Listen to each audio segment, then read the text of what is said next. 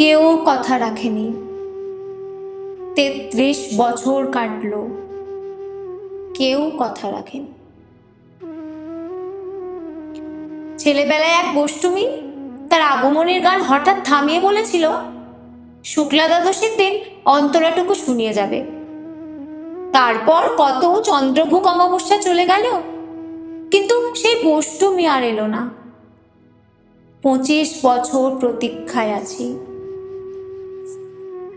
মামাবাড়ির মাঝি নাদের আলী বলেছিল, বড় দাদা ঠাকুর, তোমাকে আমি 3 প্রহরের বিল দেখাতে নিয়ে যাব।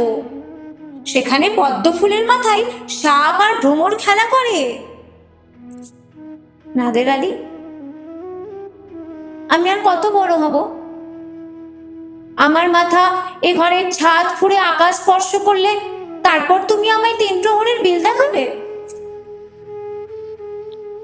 একটাও রয়্যাল গুলি কিনতে পারেনি কখনো। লাঠি লজেন্স দেখিয়ে দেখিয়ে চুষেছে লস্কর বাড়ির ছেলেরা। ভিখারির মতো চৌধুরীদের গেটে দাঁড়িয়ে দেখেছি ভিতরের রাস উৎসব। অবিরল রঙের ধারার মতো সুবর্ণ কঙ্কন পরা ফর্সা রমণীরা কত রকম আমোদে এসেছে। আমার দিকে তারা ফিরেও চায়নি। বাবা আমার কাঁধ ছুঁয়ে বলেছিলেন, দেখিস একদিন আমরাও।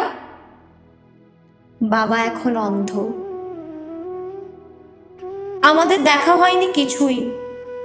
সেই রয়্যাল গুলি, সেই লাঠি লজেন্স, সেই রাস উৎসব আমায় কেউ ফিরিয়ে দেবে না। বুকের মধ্যে সুগন্ধি রুমাল রেখে বরুণা বলেছিল, যেদিন আমায় সত্যিকারের ভালোবাসবে সেদিন আমার বুকেও এরকম আতরের গন্ধ হবে। ভালোবাসার জন্য আমি হাতের মুঠোয় প্রাণ নিয়েছি। দুরন্ত ষাঁড়ের চোখে বেঁধেছি লাল কাপড়।